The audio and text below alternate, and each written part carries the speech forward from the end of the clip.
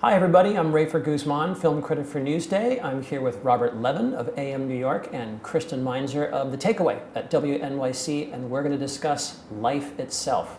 Rob, tell us about this.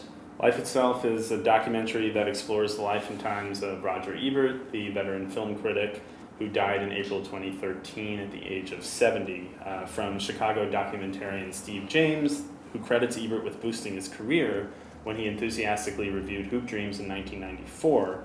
The film chronicles the critic's 46-year stint at the Chicago Sun-Times. It looks at his Siskel and Ebert show. It's Thriller Week on Siskel and Ebert in the movies, and we've got 3 new ones. Sound a little excited, Jane. Sound less excited, Roger. Also is a portrait of Mr. Ebert struggling with cancer and sort of the illness he faced at the end of his life, which robbed him of his ability to speak and eat. So it's a multifaceted documentary. I haven't read a bad review of this film yet, but that's from other film critics, obviously. Do you have to be a film critic to like this film, do you think? I don't think you do, and I think that the reason is that the film is a very, very compelling portrait of life in a full sort of way.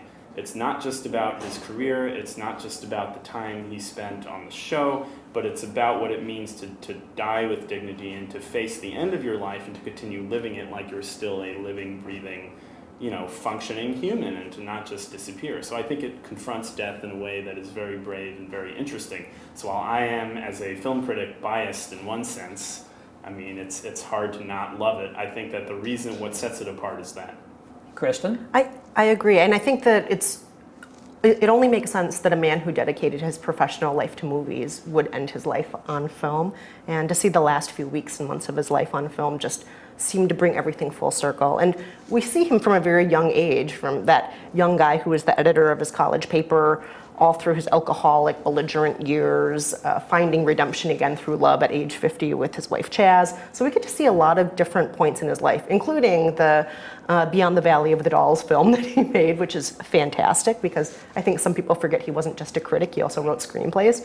And I just thought it really succeeded at being very touching, reminding us of why movies matter, reminding us of the fact that he helped teach America how to watch films and how to love films, but it never really felt trickly and never felt overly, it didn't feel like it was trying to make us cry, but it kind of made me cry. Yeah, it's not a sentimental movie at all, I think. And I think those shots of Ebert with his missing jaw, which you can see through, they're unpretty, those shots. And I think that was really brave of him to do that. And I think for me, as a film critic, he was kind of an idol, but I almost think that if you're anyone who cares about your career, you would love this movie, just to see a guy who's building this career out of something that he loved to do and doing it, full force with his whole heart and continuing to do it all the way up until the end when he couldn't speak, but he was still producing this torrent of reviews and blog posts and tweets. I was following him on Twitter, and it was nonstop. It was multiple tweets a day, and it was really impressive. So I do feel like, even though he was too weak to answer the director's question, why did you call the book Life Itself? By that time he was too weak, and he just said, I can't answer that question. You kind of get a feeling of why he called it that. His career and his life were kind of one thing.